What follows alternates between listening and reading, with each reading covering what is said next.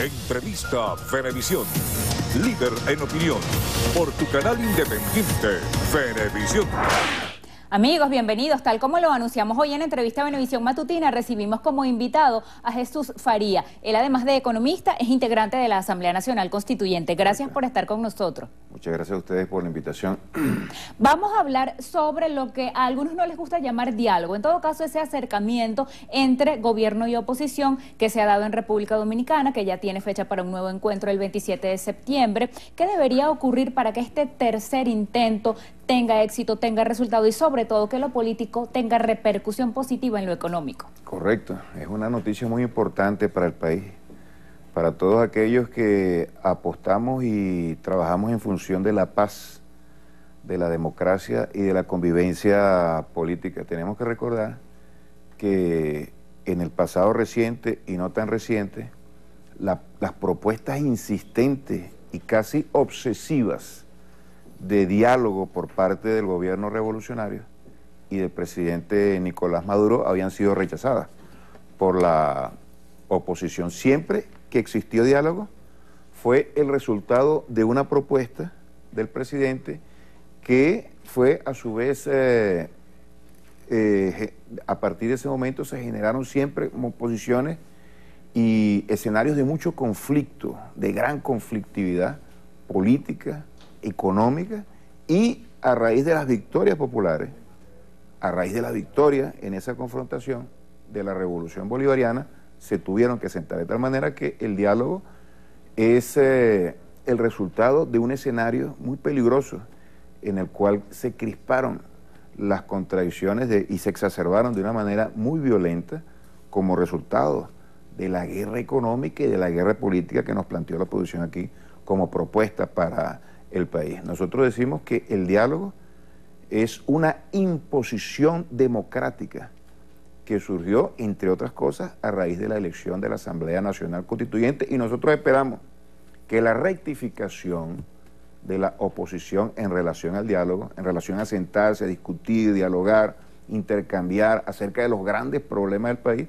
sea una rectificación duradera para todo el país. Este rechazo sistemático en el pasado de la oposición hacia el diálogo los ha venido descalificando a ellos en relación a la posibilidad que tienen para gobernar. No puede comportarse una fuerza política que aspira a tomar las riendas de este país de esa manera, desechando cualquier fórmula de entendimiento y de encuentro para solucionar los grandes problemas del país, desde la economía, lo social, lo internacional, absolutamente todo. El país saluda el diálogo y observamos que la oposición teme decirle ampliamente al país que van al diálogo, saludarlo y promoverlo como una fórmula absolutamente necesaria para el pueblo venezolano. Ahora, entrando en materia económica, esos 8 proyectos de ley que llevó el presidente Nicolás Maduro a la Asamblea Nacional Constituyente y que su reacción ha generado polémica por una frase que dijo que van en la dirección correcta pero no en el mejor escenario. ¿Qué quiso decir con esto y cómo deberían aplicarse esas medidas? No, nosotros estamos en una situación muy difícil desde el punto de vista económico, hay una profunda crisis y nosotros hemos identificado claramente las causas. En primer lugar, el agotamiento del modelo rentista. En segundo lugar, la caída brutal de los precios del petróleo. Y en tercer lugar, la guerra económica que ahora se exacerba con las sanciones ilegales y criminales del presidente Donald Trump en contra del pueblo venezolano. Sanciones económicas que impiden el financiamiento externo, que impiden la renegociación de la deuda con nuestro país y que apuntan a la destrucción de nuestra principal industria. En ese escenario hay que adoptar medidas y el presidente Nicolás Maduro ha presentado 8 leyes, cada una muy importante en su espacio. Ahora, ¿qué decimos nosotros? Nosotros decimos que esas leyes son muy significativas, van a tener un impacto muy importante y nosotros tenemos que desarrollar el mayor despliegue popular para que esas leyes tengan el fruto que estamos esperando. Número 1, el tema de la formulación de los precios, absolutamente necesario, que se sienten todos los actores de manera democrática y establezcan precios que por una parte frenen una especulación voraz que está está destruyendo el ingreso de los trabajadores venezolanos, pero por otra parte estimule la producción. A eso nosotros le agregaríamos, además del respaldo popular, del gran despliegue de los diferentes sectores populares que tienen que luchar por sus intereses, porque es una gran pelea, la pelea de los especuladores en contra del pueblo que trata de preservar sus ingresos, la pelea del país para salir adelante, desarrollar, superar la crisis y todas las sanciones y toda la agresividad que se despliega a nivel internacional para que eso no ocurra, para ahogarnos en los diferentes problemas económicos. A eso yo le agregaría, en primer lugar, el tema productivo, que nosotros vayamos a un escenario donde la agricultura se eleve a el principal nivel de prioridad, un plan de emergencia agrícola para incrementar los niveles de producción y de esa manera nosotros poder ubicar en el escenario donde nos estamos moviendo, número uno, la lucha contra la especulación, número dos, una mayor producción para romper la escasez y número tres, un mecanismo de distribución de todos los ingresos y de todos los alimentos y medicamentos para evitar lo que nosotros hemos definido, el bachaqueo, ¿verdad? El desvío de los productos para los mercados paralelos. Y el tercer punto que nosotros hemos presentado y de lo cual se está debatiendo mucho, no solamente en la Asamblea Nacional Constituyente, un debate a nivel nacional, es lo siguiente: Dollar Today se ha convertido en el principal perturbador, factor perturbador de toda nuestra economía. Fija, es un marcador de los precios absolutamente irracional que tiene el propósito de desestabilizar económicamente con un cálculo político que es derrocar al gobierno del presidente Nicolás Maduro. Eso lo hemos identificado, lo hemos diagnosticado. Ahora, en una propuesta que debe conformar un programa económico para atacar el flagelo de la especulación y para reactivar la economía, debe existir un instrumento que ataque el tema cambiario. Y allí es donde nosotros hemos propuesto que exista una modificación en la política cambiaria que ponga en jaque realmente a Dollar Today, al cual hemos atacado por diferentes vías, pero creo que lo que hemos hecho en función de neutralizarlo ha sido insuficiente. De tal manera que nosotros estamos en plena sintonía con lo que plantea el presidente Nicolás Maduro, pero vemos que el escenario es sumamente complejo, es muy complejo, y las medidas que debemos adoptar, además de lo que se ha adelantado, debe ser complementado para de esa manera abordar el tema cambiario, el tema productivo y el tema de la distribución de los productos. Pero sin lugar a dudas nosotros estamos muy optimistas porque el pueblo ha entendido la necesidad de trabajar y de luchar por sus intereses. Esto va a requerir el mayor despliegue de las fuerzas populares y además esto nos va a permitir a nosotros identificar cuáles son los factores que siguen atentando en contra de la estabilidad. Yo te puedo mencionar, aquí hay fuerzas políticas que han saludado las sanciones económicas que ha establecido de una manera ilegal y arrogante el gobierno de Donald Trump. Ahora yo te digo, como una fuerza política que hace vida en nuestra nación puede solidarizarse y promover sanciones que van a atentar en contra de la alimentación, en contra de la salud, en contra de la estabilidad social y política de nuestro país. Son posiciones realmente despreciables que nosotros condenamos y el pueblo también va no solamente a condenar, sino que también va a castigar. Y más allá del escenario coyuntural, donde se tienen que atender elementos concretos para dar respuestas concretas a la población, esto en cuanto al abastecimiento, en cuanto a la producción y los precios, que es algo fundamental, nosotros debemos ir al mediano y largo plazo. Debemos articular estas medidas de lo coyuntural con una visión estratégica. Nosotros estamos proponiendo que se inicie un proceso de industrialización del país.